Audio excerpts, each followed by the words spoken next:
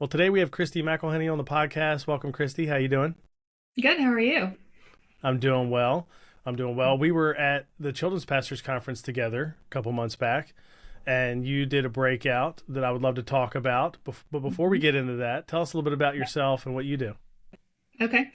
I have been a leader in children's ministry, children's pastor for 20 years. I'm actually currently in a little bit of a transition, but love working with families and kids and parents. And I'm a mom. Been married for 33 years to my husband, and we have three grown children. Two of them are married. One is not married yet, but hopefully one day for him. Yeah, I really love family and I love kids and love working in ministry, and then the opportunity also to just share some of the things that I've learned over 20 years of ministry with other leaders. So Mm-hmm.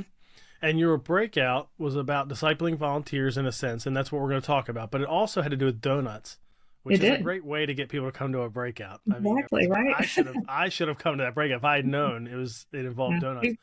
Who doesn't want a And donut? So exactly. Now I don't know. Did you have actual donuts there, or is it just the analogy that we're going to we talk about? we did not. We thought about it, Oh but we yeah, did sure. not. We did do a little donut game, but we didn't actually have any donuts You there. didn't So have yeah. It might have been against some rules. I'm not really sure on the property there with what they control. Who knows? Yeah, yeah. But still, it's going to make me think about it, and I'm going to be hungry the whole time we talk. But that's fine. So explain to us the donut analogy that you used as we talk about discipling volunteers. okay, sure. So we talked about the donut and in three parts. The foundation of the donut, the main donut itself, is Jesus. First of all, it's holy, so is he. So we thought that was Oh, good. nice. Well played. But you have to have the donut to put anything else on it. And so we talked about how when we're recruiting volunteers, when we're thinking about our volunteers, discipling volunteers, what we need to do is go to Jesus first. We need to see, what did Jesus do? What's the model that he gave us? Because he's the perfect model for that, right? He had a very clear personal invitation for his for his disciples, not volunteers.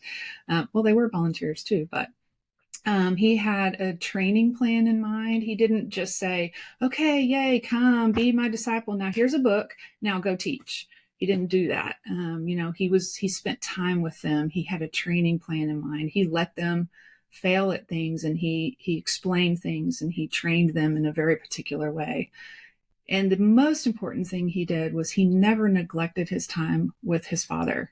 We see over and over in scripture how Jesus goes off to a place by himself to spend time with the Lord. Even when the big event was coming, we often get so busy in what we're doing that we just get wound up in our stuff. And Jesus didn't. He took time and he went and he prayed to his Father. And so it's really important for us to have that foundation as we're thinking about how we're going to disciple our own volunteers. So then on top of the donut, we had a nice video image. If you've ever seen Krispy Kreme donuts and Oh how yeah. they make theirs, where they run through that big waterfall of Uh-huh. glaze. Oh, so good. So So good. yeah, think about that. So the glaze is really, you think it's going to be the volunteer, but it's actually us as the leader. And it's really, really important. This piece of it is really passionate for me because it's my own story. We as leaders really need to understand ourselves first. We need to understand who we are in Jesus. We need to know that our identity and our purpose does not come from how many volunteers we have or what our ministry looks like or how many kids are coming into our ministry. We need to know that that comes from Jesus. And that is a daily challenge, probably for everyone. I know it has been for me. And even as I've grown over 20 years of ministry and just in my life over that, it's still a daily battle to remind myself, nope, that's not what defines me. God defines me. In Psalm 139, he talks about, he knit us together in our mother's womb. And in verse 16, he also says that all the days ordained for me were written in your book before one of them came to be. So God created us with identity, and he also created us with purpose. He wove that into who we are. And so we just have to figure out, how do we find that? And there's definitely ways to do that. I've got lots of great book options that I've read through that are helpful to help you really kind of dig in and say, what is God calling me? Who is God calling me to be? What's my purpose? figuring that out, defining that, and really in living in that really changes the way, for me, for sure, it's changed the way that I engage with people. It changes the way that I deal with volunteers and parents and kids, the way that I do ministry, because I'm no longer trying to find my identity in that. I'm trying to do what God's called me to do. And I know that that's going to make people mad. I'm by nature conflict avoidant, which is not a great place to be when you're a leader because you have to work through those, the volunteer who's just not following the curriculum or whatever the things are that you struggle with, who's not abiding by the guidelines of 2 volunteers in a room or whatever it is. And you have to have those hard conversations.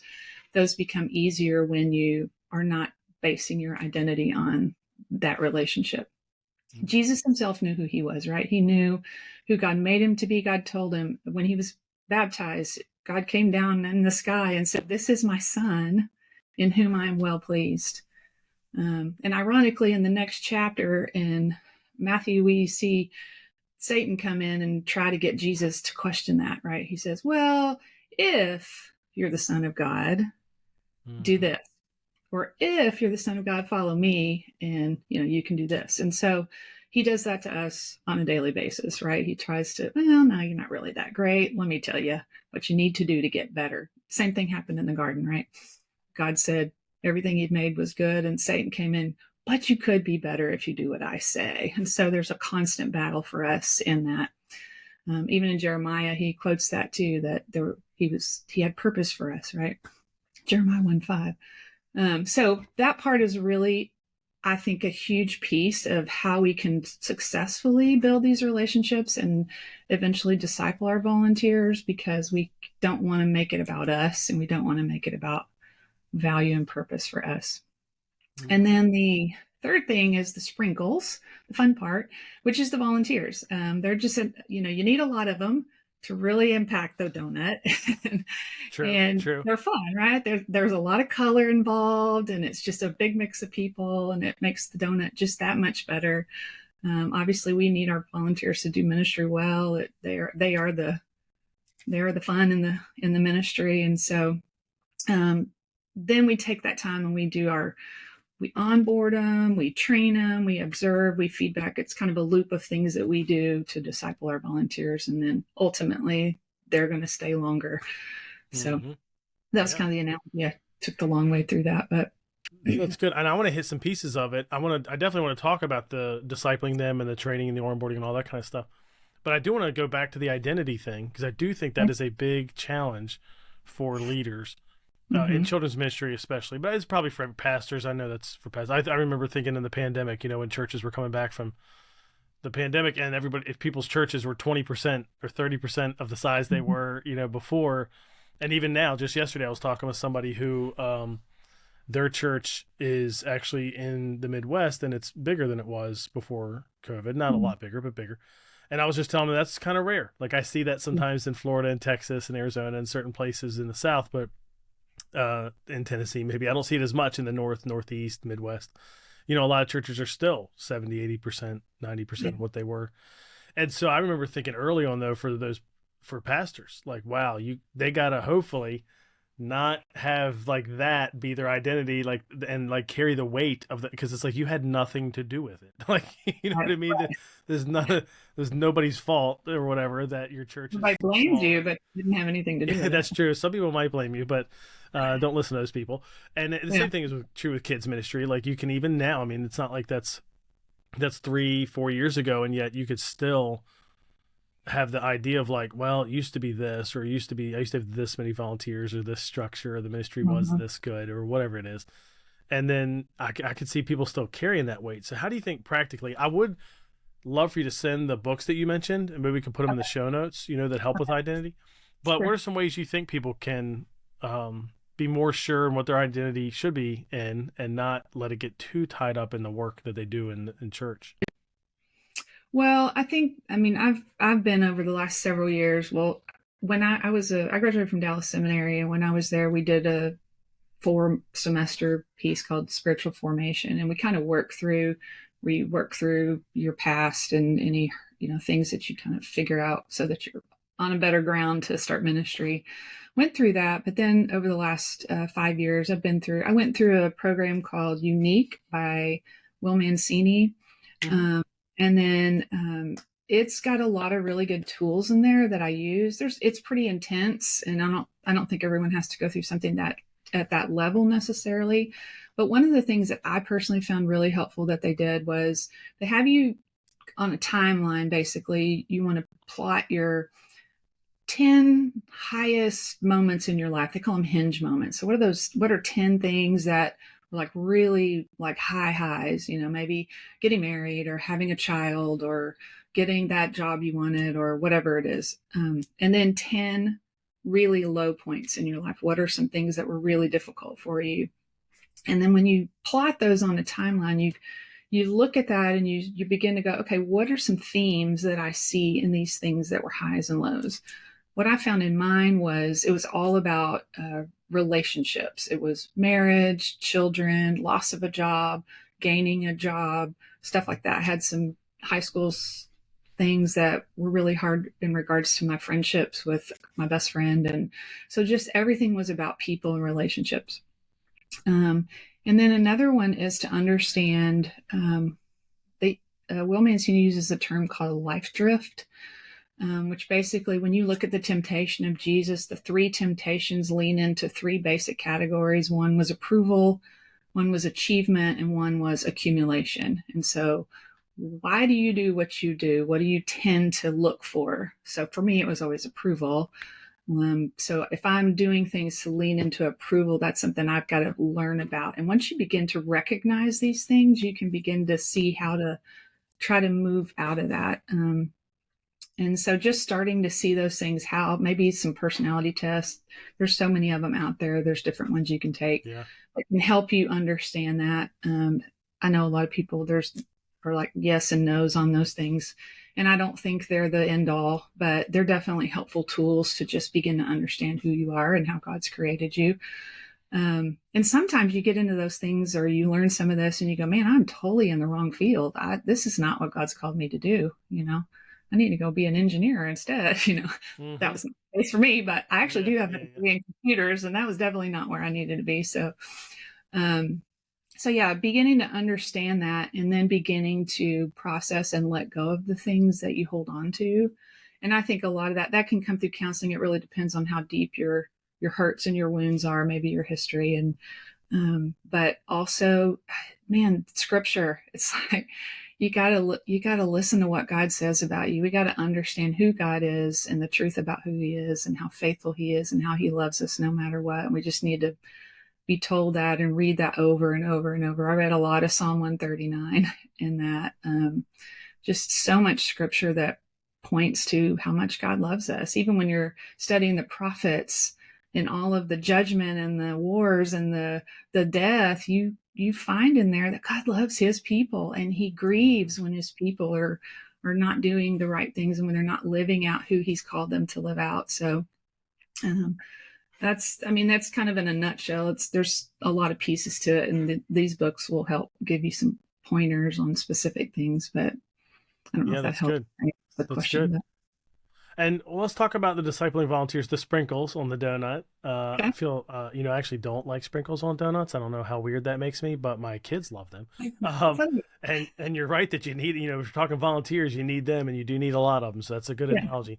And so practically speaking, how can we disciple volunteers? You mentioned onboarding, training, observation, feedback. So some of those things we do anyway, right? Like you onboard volunteers, you train them. I don't know that everybody's doing observation and feedback, like that's like we want to. That's like one of those, that'd be great. We should be doing that. But how can we more than just, because a lot of times I think our approach to that is, hey, we're just getting ready for what they got to do. There's like not discipleship here. This is like, on the job. Hey, here's do this, don't do that. Here's the policy. Here's the resources. I don't know how much discipleship is a part of that. So how can discipleship be brought into those things? I think a lot of it's perspective. So there's 4 questions that go with each of those 4 things. So for onboarding, if you ask the question, what do I need to know? So you're spending time onboarding is not just, okay, here's how our ministry runs. Here's the curriculum. this is your person that will schedule you. Now go and have fun. It's got to be about getting to know that person. Ultimately, all of the discipleship, and you look at Jesus' life, it was the same way, is about relationship. So your goal is to build relationship. I know that could be a challenge, especially if you're a one-man operation and you need 60 volunteers. Very hard to have close relationships. So finding people that you can disciple and then using them to maybe lead smaller groups of people to help carry that forward ultimately. But so with onboarding, it's what do I need to know? And learning about them, learning what their likes and their dislikes are, and paying attention to those, because if they say, man, I really don't do preschoolers, then don't put them with a 3-year-old just because you have a hole there, right? Because they're not going to stay. They're not going to enjoy it. So just understanding who they are and how you can best utilize their gifts and talents. So that takes a little more time in your onboarding. It takes a one-on-one interview. It takes the willingness to step into that and really make sure that you invest in that intentionally. For training, the question is, what do they need to know? So it's not, you really got to think through what are the things that are important and try to step out of the fact that you've been doing this forever and everything seems natural to you, because it's not. To most of our people who step into serving kids ministry, they have no idea what to do. So you really got to look from that perspective and go, this was me and I was stepping into something I've never done before. What do I want to know? What do I need to have to feel comfortable doing this? And that also gives them an open door to come back and go, man, I don't get that. How do you want them to have an open loop of conversation with you. So the third one, observation, then goes back to, what do I see? So you want to go and you want to see them in action with the kids. And yes, that is hard to do. And I know that from experience, it's a struggle, but you really just have to decide to be very intentional about it and say, hey, plan a schedule of when you're going to go watch, for how long, which volunteers, how do they interact with the students, how do they interact with the parents, watch the things that they're good at, note the things that they could have improvement in, have a conversation. And honestly, in part of your training, tell them that. Say, okay, here's part of the process. Part of the process is I'm going to come in at one point and watch you. And my goal is not to slap your hand or tell you anything wrong, but my goal is to come in and see, hey, how can I help you get better? And just so they're not feeling like the principal's coming in and keeping an eye on them if you step in the room. That so many of them I know feel that way. We had a guy at a church a while back, and he was this kind of intimidating guy. He was a little bit older than me, and I was not in a good place in my approval only from Jesus cycle in my life. I was still looking forward in my relationships with people. So I was kind of scared of him. But he served faithfully. He was there every week for years. And we got to a place where we were really trying to be intentional about observing our volunteers. And I drew the short straw and I got to go in his room. I was really nervous about it. So I go in there and I sit and I observe some things. And there was a few things that I wanted to tell him. And so I just oh, Lord, please help me do this, because I was afraid he was going to get mad at me because he'd been doing it so long. And I shared a few things with him. So being conflict avoidant, you find really good ways to tell people things so you don't make them mad. So, so I, did the sandwich theory and all that stuff with it and told him these things that I had seen. And I was shocked. He was so appreciative, because what I found was what he felt was I cared about him enough to help him get better. And I think that's a thing that we do with volunteers. Well, but they're so nice. They're giving up their time to help me. I don't want to put anything on them. I don't want to put expectations on them. I don't want them to feel like I don't appreciate all those things that we battle as leaders. But God had expectations for his disciples, right? He didn't say, hey, I'm going to pay you for this, so you got to abide by these guidelines. No, he was training them to be what he called them to be. And so we're a tool in that for God. So what do I see? And then ask them. That's where the feedback comes in. Let them tell you, like, what do you see? What are you experiencing? How is this going? What do you think about the curriculum? How are you feeling like you can have conversations? How are things going in your class? Does it feel like it's working? Get feedback from them, because you can learn a lot from your volunteers if you just ask. If you don't ask them, they'll probably never tell you. Yeah, But if true. you ask them, they will open up and they'll share. And then once you get that observation, that feedback, is just a loop. Okay, so we've observed now and we've heard. So now let's go back and let's do some training. And then we'll go back and, okay, well, let's see how that's going again. And, as you go through that loop, you're not always going to spend maybe as much time in those pieces. But if it's a constant mentality of training and feedback, and eventually you're going to be able to identify some people that are like, this is a leader right here. This is a person that I want to task them. I want to put them in a place where, hey, I need you to replicate this and do with another person what, hey, we've got a new young volunteer coming in. I'm going to pair them with you in your classroom. Can you kind of go through this process with them and help train them and build them and, deeper with them? And I think we do have to, it's probably different from person to person, the tactical of how do we do that on a spiritual level, but I think we can't be afraid to approach those conversations. Mm-hmm. I had a couple, they were boyfriend and girlfriend that served for us for a long time. They were young, they were really fantastic with the kids. And they got engaged. And after they got engaged, they decided to move in together. And I was like, oh, and they didn't seem to think it was a problem because they shared it openly. It wasn't like they were hiding it. Sure. And it's like, oh man, what'd you have to go do that for? Yeah, yeah. So I had to sit down with her. He wasn't there one week. I sat down with her and just talked about it. And she kind of agreed with me. She knew like her mom wasn't happy about it and those kind of things. And I was like, if this is the choice you make, we can't have you leading a class. Um, and then she was real nice about it, real receptive, and then went home and I guess told him. I don't really know what that conversation was, but then we got the seething email later about how rude and how dare us, we don't even know them, and how dare we question their spirituality and blah blah blah. Part of that I think came out of the fact that I did not do my job to build the relationship before that.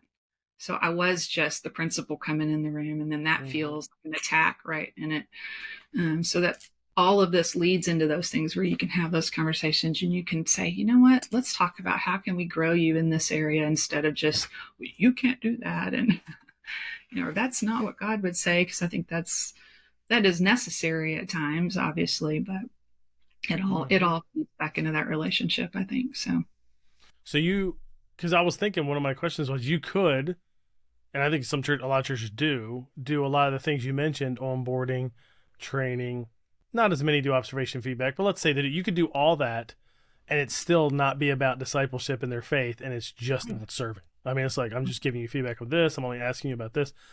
But what you're saying is take it to all the levels of their life. How are you doing? How's your faith? Is that how you make it about discipleship and not just on the job training, basically? yeah, I definitely think that's part of it. And I think during the week, so the structure of the churches I've been at, I've overseen the area, and then we had either full-time or part-time staff who kind of had smaller chunks of the area, and their job was the volunteer management and discipleship. And so their job was really to build those relationships. They're on the phone with them, prayer requests. So those are the kind of ways that you can dig in deeper other than just what are you doing on Sunday morning, to have a relationship. And again, there's challenges in that when there's a lot of people. So you have to find ways to, if you have too many and you don't have enough people built up yet to reach everyone, pick a handful of them. Say, these are the 10 that I'm going to focus on right now. I'm going to build them up and then use them to get to the rest, right? Can't do it all Mm-hmm. at once, clearly, if you're not doing it. But yeah, relationships and phone calls and, hey, how's it going? What's God doing in your life? Sometimes they don't even have to be deep questions in the beginning once you start building those relationships. But also, I would say one way to do it or to add to this is in your trainings, build in spiritual development. Don't just go over the fire drill, methods or okay, you guys, we're getting too sloppy on one person in a room, or hey, we're not cleaning up after ourselves. I mean, there's tactical things that we need to train on, and I think that's important. But make your trainings more about spiritual development, spiritual growth, biblical knowledge, really build into, because then you can get a bigger group in that way. And then you can go in and go behind that individually and talk to people and praying for them, praying for your volunteers and letting them know you're praying for them is huge. Huddles, if you have huddles before church, I think a lot of people do that. We did that. We did not make good use of our huddles, and we should have done more of that.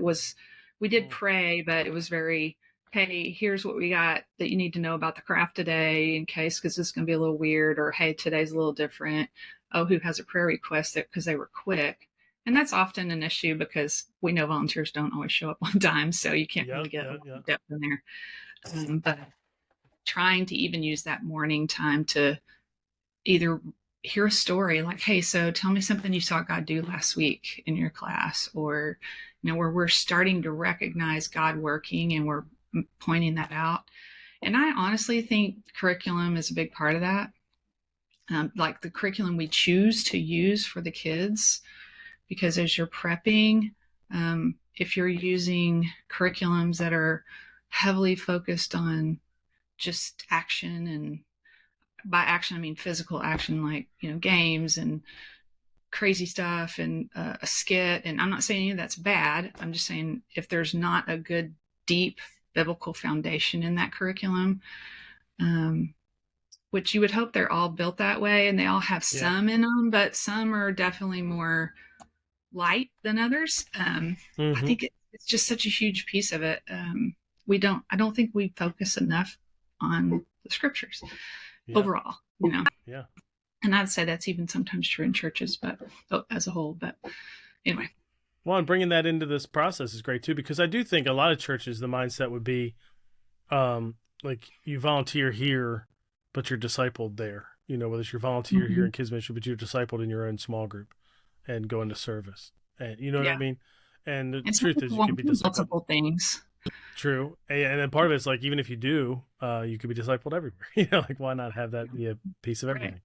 Yeah, that makes sense. Cool. Well, how can people connect with you if they have questions or they want to follow up or anything like that?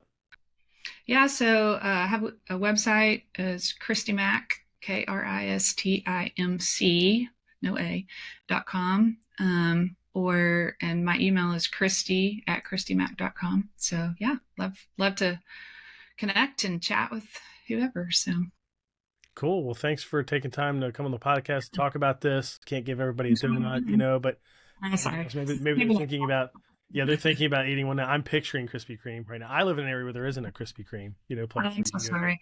You know what? Krispy Kreme is fantastic, but I'm all for the good Southern made donut. Okay. Yeah. I like the duck donuts. Do you have that where you are? Yeah, that's a thing? Like duck donuts is like a southern east, like the Carolinas and things like that. Usually near the beach. Pretty good. There's all those kinds of different places that have that stuff. So I pretty much like all donuts. That's how I roll.